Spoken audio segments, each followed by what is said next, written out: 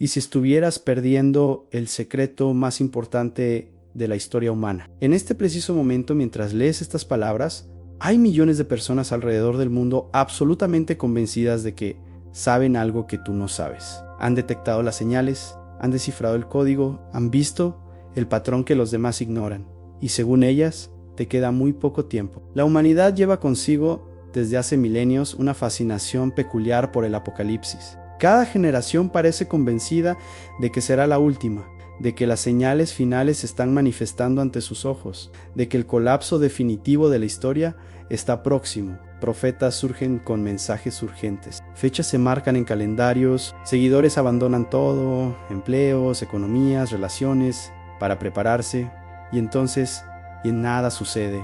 El mundo sigue girando, la vida sigue su curso banal y caótico. Y pronto una nueva predicción toma el lugar de la anterior, prometiendo a los que tengan oídos para oír que esta vez es diferente, que esta vez las señales son reales, que esta vez quien no crea se quedará atrás. El patrón se repite desde hace siglos, con una tasa de acierto absolutamente nula. 1000 predicciones fallidas, 1000 excusas ofrecidas, 1000 nuevas fechas establecidas, y aún así, la creencia no solo persiste, florece. A cada fracaso, nuevos seguidores aparecen convencidos de que finalmente han descubierto la verdad que generaciones anteriores perdieron. Pero aquí está lo que nadie te está contando: estás siendo manipulado, no por fuerzas sobrenaturales o conspiraciones globales, sino por algo mucho más fundamental, por la propia estructura de tu mente, por los mecanismos psicológicos que evolucionaron para mantenerte vivo, pero que ahora te hacen vulnerable a narrativas que prometen certeza en un mundo de caos. ¿Por qué sucede esto? ¿Por qué personas inteligentes, educadas, racionales, siguen cayendo en las mismas trampas milenarias? ¿Qué hay en la psique humana que nos hace tan desesperadamente vulnerables a estas narrativas de destrucción inminente? La respuesta no está en textos religiosos antiguos ni en teorías conspirativas modernas. Está en algo mucho más profundo y perturbador, en la forma en que tú, yo y todos los seres humanos lidiamos con la verdad más aterradora de la existencia, la incertidumbre radical sobre el futuro y el significado de nuestras vidas. Para comprender este fenómeno, necesitamos ir más allá de la simple irracionalidad o ingenuidad. Es necesario sumergirse en las profundidades de la existencia humana, en aquello que el filósofo danés Søren Kierkegaard llamó angustia, el vértigo ante la libertad y la incertidumbre radical que define nuestra condición. Y aquí está lo que hace que todo esto sea aún más urgente.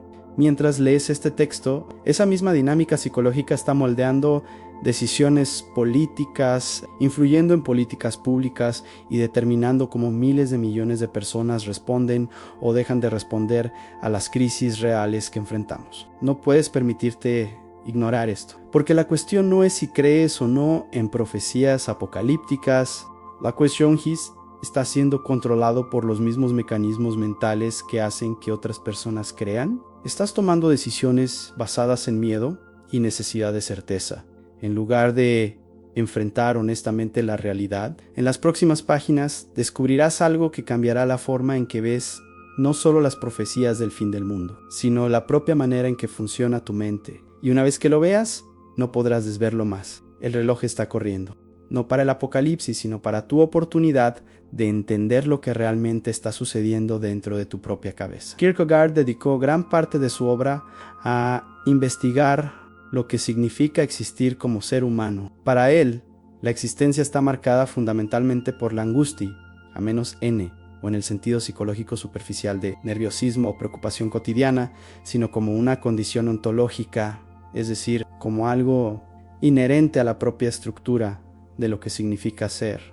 La angustia kierkegaardiana es el mareo que sentimos cuando miramos al abismo de la libertad que nos constituye. Somos seres conscientes de nuestra propia libertad, capaces de moldear nuestro futuro a través de elecciones, pero esa misma libertad nos confronta con el vértigo de lo posible. Imagínate al borde de un precipicio. Sabes que puedes saltar aunque no quieras hacerlo. Esa conciencia de que podrías hacerlo, de que nada más que tu propia voluntad te impide, genera una sensación desconcertante. Es esa sensación la que Kierkegaard identifica como angustia, a menos N, o el miedo a algo externo, sino el vértigo ante nuestra propia capacidad de elegir. Cada decisión que tomamos lleva consigo infinitas ramificaciones. Cuando eliges una carrera, estás simultáneamente eligiendo no seguir todas las otras posibilidades. Cuando te comprometes en una relación, cierras puertas a otros caminos. Cuando adoptas un conjunto de valores, estás rechazando otros. Y lo más perturbador, no hay garantías absolutas sobre el resultado de nuestras acciones. Puedes hacer la elección correcta según todos los criterios racionales y aún así ver todo desmoronarse, o puedes hacer la elección errónea y prosperar. Esa incertidumbre radical es casi insoportable para la mayoría de las personas. El ser humano anhela certeza, un suelo firme bajo los pies, alguna garantía de que la historia tiene sentido y dirección. Queremos creer que existe un mapa confiable para la existencia, que nuestras elecciones son parte de un plan Mayo Ere, que el sufrimiento y la confusión eventualmente se resolverán en una narrativa coherente. Es exactamente aquí donde las profecías apocalípticas encuentran terreno fértil, cuando un predicador surge afirmando con absoluta convicción que sabe cuándo y cómo terminará el mundo. Ofrece precisamente aquello que la angustia existencial nos hace desear: un guión definitivo, un significado incuestionable, una liberación de la responsabilidad aterradora de crear nuestro propio sentido. Piensa en la diferencia psicológica entre estas dos posiciones. En la primera vives en un mundo donde el futuro es radicalmente abierto, donde tus elecciones realmente importan, pero donde no hay garantía de que importarán de la manera que esperas, donde debes construir significado a través de tus acciones sin saber si ese significado resistirá la prueba del tiempo. En la segunda vives en un mundo donde el guión ya está escrito, donde las señales están todas a tu alrededor, confirmando que la historia tiene un destino claro, donde tu única responsabilidad es reconocer y seguir el plan divino ya establecido. La segunda posición es inmensamente más cómoda, elimina la angustia al eliminar la verdadera libertad. Si todo ya está determinado, si el fin está próximo e inevitable, entonces no necesitas cargar con el peso aplastante de construir tu propio significado o asumir total responsabilidad por tus elecciones y sus consecuencias. Kierkegaard observó que muchas personas viven en lo que él llamó el estadio estético de la existencia, una forma de vida dedicada a huir de la angustia a través de distracciones, placeres inmediatos o, paradójicamente, a través de la rendición a narrativas deterministas que prometen eliminar la incertidumbre. En el estadio estético, la persona no enfrenta genuinamente su libertad, se esconde de ella a través de diversos mecanismos de fuga. Las profecías del fin del mundo funcionan como una de esas fugas sofisticadas. A primera vista, pueden parecer lo opuesto a una vida estética orientada a placeres superficiales. Después de todo, los creyentes apocalípticos generalmente adoptan posturas ascéticas, hacen sacrificios, demuestran seriedad moral. Pero Kierkegaard reconocería que ambas, la vida de placeres superficiales y la vida de certeza profética, son formas de evitar el verdadero confronto con la libertad existencial. Transforman el futuro abierto y aterrador en un destino sellado, sustituyendo la angustia de la libertad por la seguridad de la inevitabilidad. Y aquí está el paradoxo cruel: en esa seguridad es completamente ilusoria. El mundo no termina en las fechas profetizadas. La certeza prometida colapsa repetidamente. Y aún así, el mecanismo de fuga es tan atractivo que las personas simplemente ajustan la narrativa y continúan creyendo. ¿Por qué sucede esto? Porque enfrentar la angustia auténtica, a menos aceptar que somos radicalmente libres, que debemos crear nuestro propio significado, que no hay garantías o guiones definitivos, requiere un coraje existencial extraordinario. Es lo que Kierkegaard llamaba desesperación infinita, la conciencia plena de nuestra condición, sin fugas o ilusiones. La mayoría de las personas comprensiblemente no logra sostener esa conciencia por mucho tiempo. Es demasiado agotador, demasiado aterrador, y así vuelven a las narrativas que prometen certeza. Prefieren la ilusión de un guión apocalíptico a la realidad de un futuro abierto. Prefieren la falsa seguridad de saber que el mundo terminará pronto a la inseguridad auténtica, de tener que construir una vida significativa sin garantías de éxito. Las profecías apocalípticas, por lo tanto, no son solo errores de cálculo o interpretaciones erróneas de textos antiguos. Son síntomas de una fuga existencial profunda, la negativa a aceptar la condición humana fundamental en que somos libres, que esa libertad es angustiante y que no hay escapatoria de esa angustia excepto a través de ilusiones que inevitablemente colapsan ante la realidad. Uno de los conceptos más poderosos de Kierkegaard es el de desesperación. Para él, la desesperación no es solo un sentimiento pasajero de tristeza o melancolía que surge y desaparece según las circunstancias de la vida. Es algo mucho más fundamental. Una condición existencial que surge cuando no logramos ser verdaderamente nosotros mismos, cuando vivimos de mala fe, huyendo de nuestra autenticidad. La desesperación kierkegaardiana es el estado de estar alienado de uno mismo, de vivir una vida que no es genuinamente suya. La desesperación puede asumir muchas formas, algunas obvias y otras extremadamente sutiles. Una persona puede desesperarse por no querer ser sí misma, intentando escapar de su identidad y responsabilidad, o puede desesperarse queriendo desesperadamente ser algo que no es, persiguiendo una imagen idealizada imposible, y, paradójicamente, una de las formas más insidiosas de desesperación es precisamente la rendición a sistemas de creencia, rígidos que prometen certeza absoluta, lo que externamente puede parecer lo opuesto de la desesperación, manifestándose como convicción inquebrantable. Cuando observamos los movimientos apocalípticos a lo largo de la historia de los milaritas del siglo XIX, que esperaron en vano el retorno de Cristo en 1844, a los seguidores de Harold Camping en 2011, que creyeron que el mundo terminaría el 1 de mayo, vemos un patrón recurrente y perturbador. Personas venden sus posesiones, liquidan economías de vida entera, abandonan carreras prometedoras y planes cuidadosamente construidos. Cortan lazos con familiares y amigos que se atreven a cuestionar la profecía, creando un aislamiento que hace aún más difícil retroceder.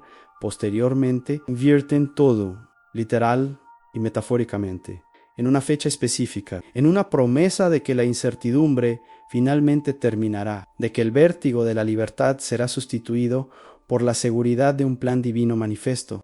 El sacrificio es inmenso, pero la recompensa prometida parece aún mayor a nunca más necesitar cargar con el peso de la duda, nunca más enfrentar la angustia de no saber si tus elecciones tienen sentido.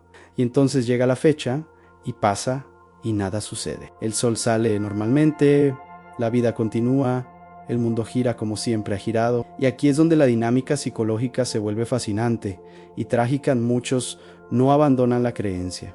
Al contrario, reinterpretan el fracaso, ajustan la profecía con nuevas explicaciones elaboradas o incluso intensifican su devoción, convenciéndose de que la prueba fue espiritual, de que Dios pospuso el juicio, de que interpretaron mal las señales, pero la esencia permanece verdadera. Kierkegaard entendería esto perfectamente. Lo que externamente parece ser fe inquebrantable es frecuentemente desesperación disfrazada.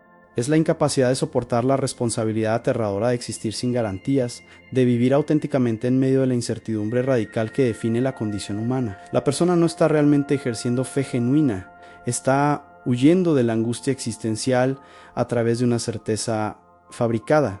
La profecía fallida no es abandonada, porque abandonarla significaría retornar a la angustia original, ese vértigo ante el abismo de la libertad, esa conciencia insoportable de que debes crear tu propio significado sin mapa o garantías. Es psicológicamente más cómodo ajustar la narrativa, culparse por haber interpretado mal las señales, aceptar que Dios misericordiosamente pospuso sus planes para dar a la humanidad una oportunidad más, que enfrentar la posibilidad devastadora de que no hay guión alguno, de que desperdiciaste años de tu vida persiguiendo una ilusión.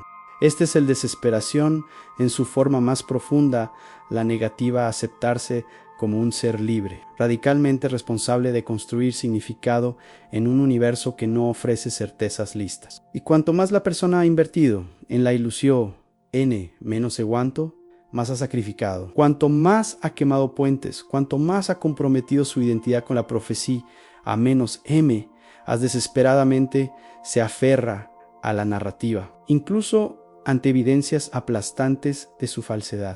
Kierkegaard fue un crítico feroz de lo que llamaba nivelación, el proceso por el cual las personas se disuelven en la multitud, perdiendo su individualidad a cambio de la seguridad del conformismo. En su época, observó cómo la era moderna estaba creando una masa uniforme donde nadie se destacaba verdaderamente, donde todos pensaban y actuaban según la opinión colectiva.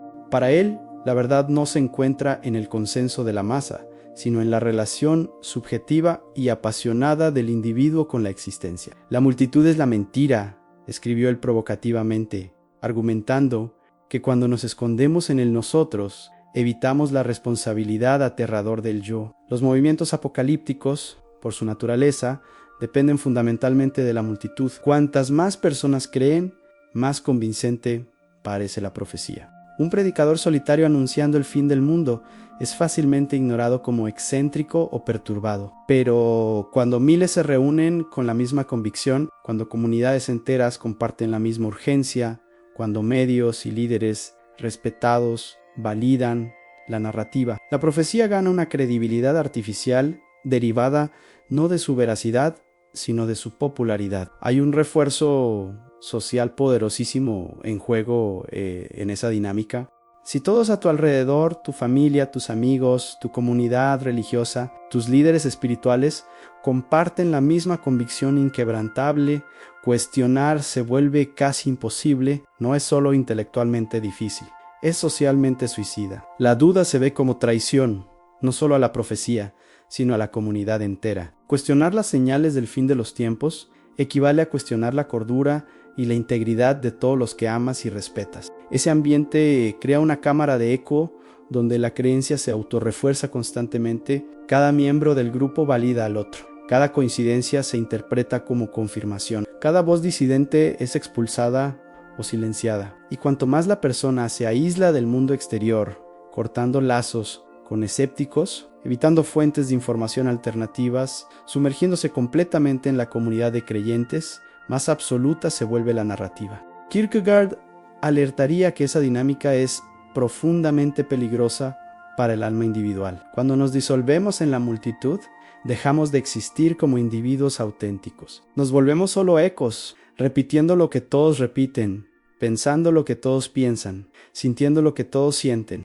La creencia apocalíptica, en ese contexto, no es una relación genuina con la verdad, o incluso con Dios. Es una forma de escapar de la soledad aterradora de tener que decidir por uno mismo qué creer y cómo vivir. Es más fácil, infinitamente más fácil, seguir al rebaño. Incluso cuando el rebaño está marchando hacia un precipicio que nunca llega, porque seguir significa pertenecer, y pertenecer es una necesidad humana profunda. La exclusión es una de las experiencias más dolorosas que podemos enfrentar. Y así, las personas eligen la ilusión compartida en lugar de la verdad solitaria. El filósofo danés insistiría en que la verdadera fe, no la creencia dogmática absorbida de la multitud, sino el salto existencial genuino, requiere soledad y coraje extraordinarios. Requiere estar dispuesto a permanecer solo ante Dios, sin el consuelo de la multitud gritando a tu lado, sin la garantía de profecías precisas validadas por miles de voces. Requiere el coraje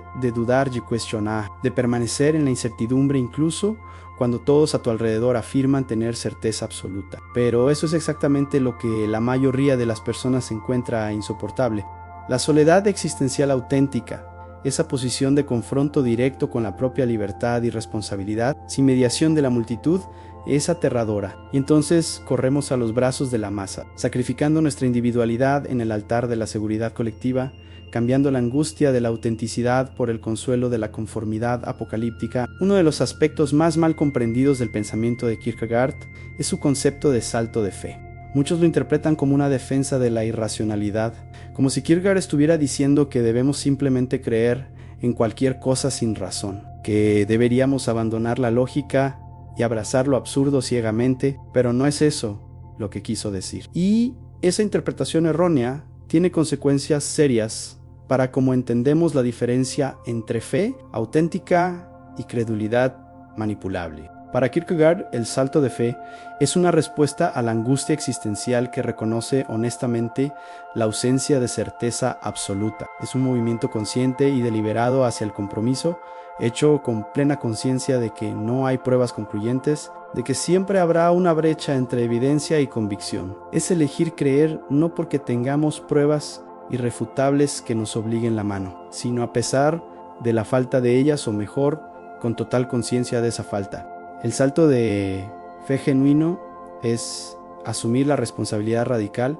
por nuestras convicciones, sabiendo que no hay garantías externas que las validen completamente, ninguna autoridad final que pueda ahorrarnos el peso de haber elegido. No puedes transferir esa responsabilidad a un texto antiguo, a una autoridad religiosa o al consenso de la multitud. El salto es tuyo, solitario e intransferible. Es un acto de profundo coraje y autenticidad, precisamente porque permaneces consciente de que podrías estar equivocado, de que estás apostando tu vida en algo que no puedes probar. Hay una vulnerabilidad esencial en el salto de fe kierkegaardiano. No estás seguro, estás comprometido, no has eliminado la duda, has elegido creer a pesar de ella. Y esa distinción es absolutamente crucial porque preserva tanto la integridad intelectual como la profundidad existencial del acto de fe. Las profecías apocalípticas, por otro lado, ofrecen lo opuesto exacto de eso. Prometen certeza, no fe. Prometen un cronograma divino verificable, señales objetivas que cualquier persona racional puede ver, fechas específicas que transforman la creencia religiosa en conocimiento empírico. No es cuestión de fe, dicen los profetas apocalípticos. Son hechos. Las señales están todas ahí. La profecía se está cumpliendo ante tus ojos. No necesitas creer, puedes saber.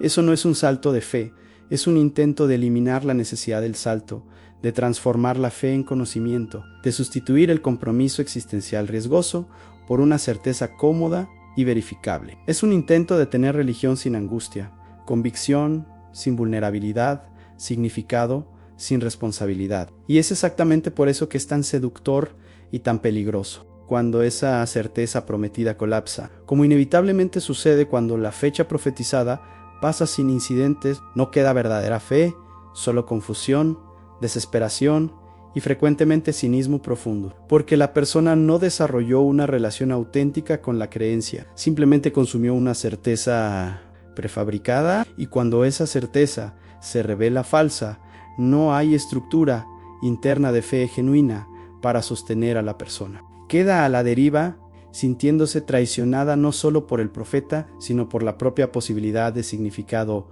religioso. Kierkegaard diría que el problema no es tener esperanza en el fin de los tiempos o creer en juicio divino. Esos son elementos legítimos de muchas tradiciones religiosas. El problema es la manera en que esa creencia se convierte en una fuga de la responsabilidad existencial. Cuando esperas pasivamente por el apocalipsis, convencido de que conoces el cronograma de Dios, dejas de vivir plenamente en el presente. Transformas tu vida en una sala de espera, matando el tiempo hasta el evento principal, en lugar de comprometerte apasionadamente con la existencia aquí y ahora. Cuando reduces la fe a un cronograma profético, la destruyes de adentro hacia afuera. Transformas algo que debería ser una relación viva, dinámica y personal con lo trascendente en un ejercicio de contabilidad apocalíptica. Sustituyes el encuentro genuino con lo divino por un juego de conectar los puntos entre versículos bíblicos y titulares de periódico. Y en el proceso Piaget-Zambouche, tanto la verdad de los textos sagrados como la realidad del mundo contemporáneo, una de las razones por las que las profecías apocalípticas ejercen tanto fascinación es que ofrecen significado instantáneo y abarcador. De repente, cada evento mundial menos, cada guerra o cada desastre natural, cada crisis política, cada innovación tecnológica se convierte en parte de un gran plan divino perfectamente coherente. La vida deja de ser una secuencia aparentemente aleatoria y caótica de acontecimientos desconectados y se transforma en un drama cósmico con inicio, medio y fin claros, donde cada detalle tiene su lugar y propósito. El terrorista ataca es el cumplimiento de la profecía sobre falsos profetas y guerras. Un terremoto devastador, claramente la señal mencionada en las escrituras, una pandemia global, obviamente la pestilencia anunciada, una crisis económica, la preparación para el sistema de la bestia. Todo encaja, todo tiene sentido. Nada es aleatorio o sin significado. No estás solo viviendo a través de eventos históricos, estás presenciando el desenrollar del plan divino. Kierkegaard comprendería profundamente esta sed por significado. Él mismo luchó intensamente, a lo largo de toda su vida y obra, con la cuestión de cómo encontrar sentido auténtico en un mundo que a menudo parece absurdo, injusto y sin propósito. Conocía el vértigo de mirar a la existencia y no ver ningún significado obvio inscrito en ella, ningún mensaje claro del universo sobre por qué estamos aquí o qué deberíamos hacer. Pero insistiría con toda su pasión filosófica en que el significado genuino no puede ser importado de afuera, listo y empaquetado como un producto de consumo espiritual. El significado auténtico no es algo que descubres como un arqueólogo desenterrando un artefacto antiguo. Es algo que creas a través del compromiso apasionado con la propia existencia, a través de las elecciones que haces, de los compromisos que asumes, de la manera en que vives concretamente en el mundo. Las narrativas apocalípticas, al ofrecer significado prefabricado que explica todo instantáneamente, roban a los individuos la oportunidad y la responsabilidad de crear su propio sentido.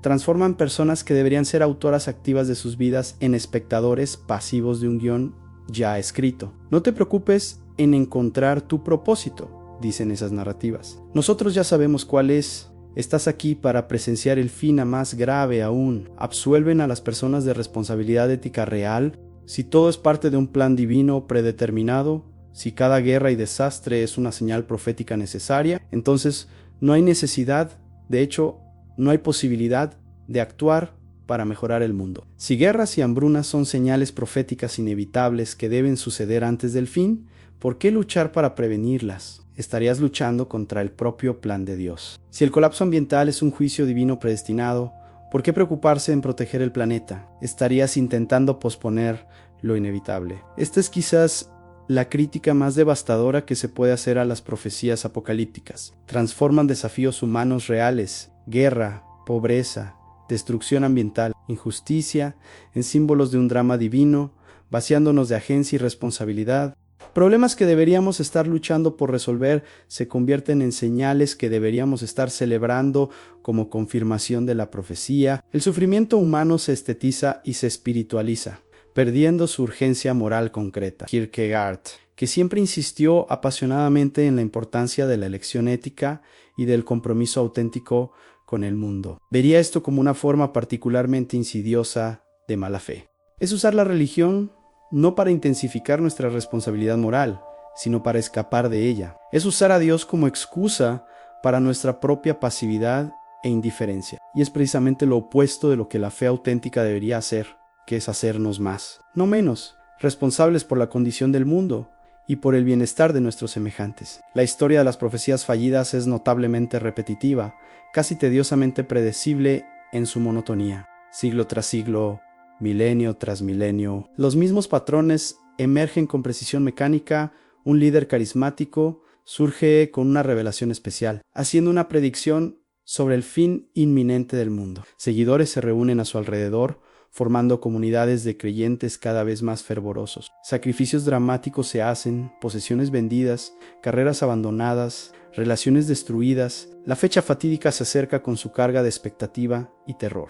Y entonces pasa, silenciosa y sin eventos, excusas elaboradas se ofrecen, explicaciones creativas se construyen y rápidamente una nueva fecha se establece. El ciclo recomienza sin que nadie parezca darse cuenta de que ya hemos vivido exactamente esa historia cientos de veces antes. Es como si la humanidad estuviera atrapada en un bucle temporal kafkiano, condenada a repetir el mismo error indefinidamente, incapaz de aprender de sus propias experiencias pasadas. Cada generación actúa como si fuera la primera en tener esa revelación especial, ignorando completamente el cementerio de profecías fallidas que se extiende detrás de ella, como una senda de cadáveres intelectuales. Nietzsche, el otro gran pensador existencial del siglo XIX, habló del eterno retorno como una prueba suprema de amor a la vida. La idea provocativa de que deberíamos vivir de tal forma que estaríamos dispuestos a revivir nuestras vidas infinitamente, en cada detalle,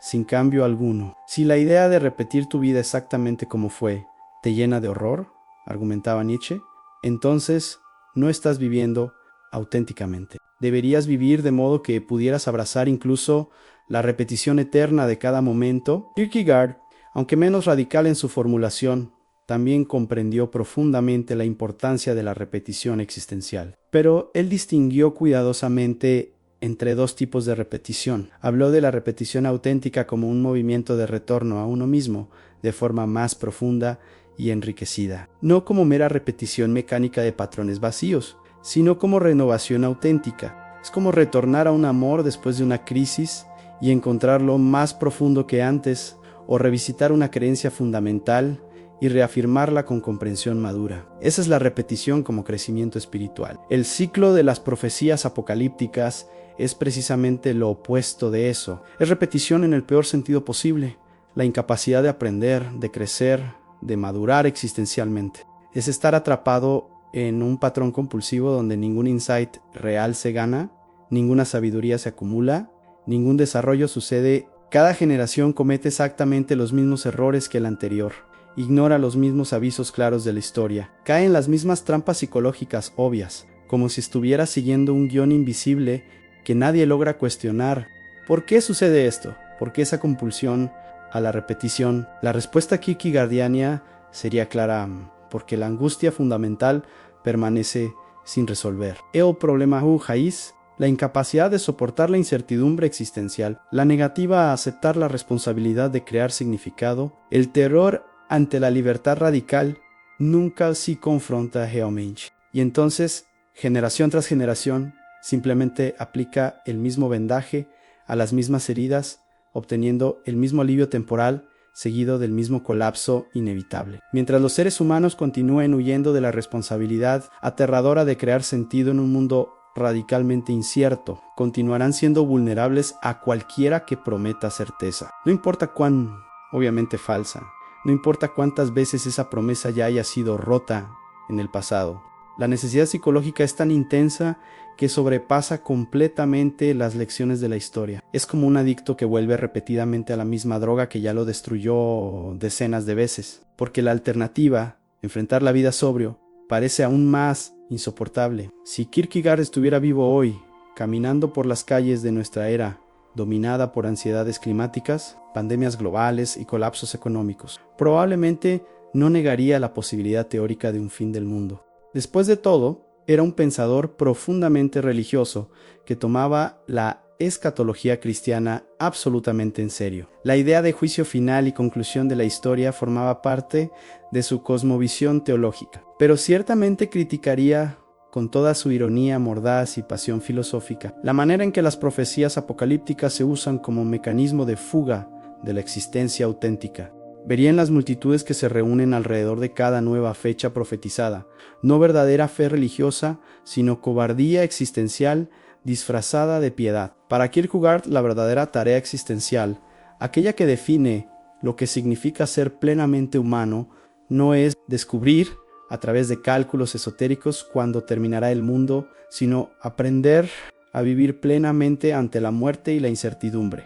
Es desarrollar lo que él llamaba subjetividad apasionada, un compromiso intenso, personal y totalmente comprometido con la vida. No a pesar de su incertidumbre fundamental, sino precisamente abrazando esa incertidumbre como condición de posibilidad para la autenticidad. Esto requiere coraje de un tipo específico y raro. No el coraje del guerrero que enfrenta peligro físico, ni el coraje del mártir que muere por sus convicciones, sino el coraje existencial de vivir sin garantías, sin mapas definitivos, sin guiones que aseguren que tus elecciones llevarán a los resultados deseados. Requiere el coraje de tomar decisiones monumentales sobre carrera, relaciones, valores, compromisos, sin garantías absolutas de que esas decisiones son las correctas. El coraje de crear significado en lugar de simplemente recibirlo listo de una autoridad externa. El coraje de asumir responsabilidad radical por el mundo en lugar de esperar pasivamente que fuerzas divinas lo reparen según un cronograma predeterminado. Requiere el coraje de amar profundamente, sabiendo que el amor puede terminar en pérdida. El coraje de construir proyectos a largo plazo, sabiendo que pueden fallar. El coraje de invertir en el futuro, educando niños, plantando árboles, creando instituciones, incluso sabiendo que nada es permanente, que ninguna garantía existe de que tus esfuerzos darán fruto, que puedes estar construyendo algo que será destruido o olvidado. Las profecías apocalípticas ofrecen lo opuesto exacto de ese coraje existencial. Ofrecen lo que Kierkegaard llamaría cobardía disfrazada de piedad, la rendición cobarde de la responsabilidad enmascarada como noble sumisión a la voluntad divina. Ofrecen pereza existencial cuidadosamente empaquetada como sabiduría espiritual profunda. Ofrecen la fuga a la certeza falsa presentada como fe genuina. ¿Por qué debería esforzarme por construir un futuro mejor? Pregunta el creyente apocalíptico. Si Dios ya determinó que el mundo acabará pronto, es una pregunta que suena humilde y piadosa, pero Kierkegaard la reconocería como profundamente deshonesta, una racionalización elegante para la pasividad, una excusa teológica para no asumir la responsabilidad ética que la verdadera fe debería intensificar, no disminuir. Quizás la lección más importante y transformadora que podemos extraer de la larga y melancólica historia de las profecías fallidas es esta. El Apocalipsis nunca fue realmente sobre el futuro, fue siempre, invariablemente, un espejo sofisticado reflejando los miedos, ansiedades y deseos no resueltos del presente. Cuando personas en la Edad Media veían el fin del mundo apocalíptico, en la peste negra que devastaba sus ciudades, no estaban realmente haciendo predicciones sobre el futuro cósmico. Estaban expresando su terror absoluto e incomprensión ante una enfermedad misteriosa que mataba a 1/3 de la población europea sin que nadie supiera por qué o cómo detenerla. La profecía apocalíptica era una forma de tornar el caos ininteligible en narrativa comprensible. Cuando americanos del siglo XX veían el apocalipsis en las armas nucleares de la Guerra Fría, no estaban ejerciendo poderes proféticos especiales, estaban lidiando de la mejor forma que podían con el horror existencial, absolutamente nuevo de haber creado por primera vez en la historia la posibilidad real y concreta de autodestrucción total de la humanidad.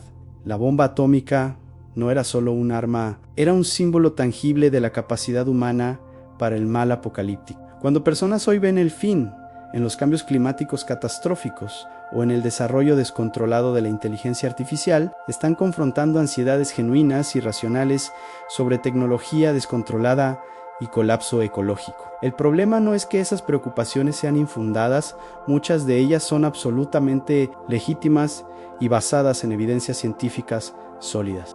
El problema crítico es transformarlas en señales proféticas de un guión divino predeterminado, en lugar de tratarlas como desafíos humanos urgentes que requieren respuesta humana activa y responsable. Cuando traduces el cambio climático de problema ambiental causado por humanos que requiere solución humana urgente a señal profética, del juicio divino inminente, cambias fundamentalmente la naturaleza de la respuesta apropiada. En el primer caso, debes actuar, en el segundo, debes esperar.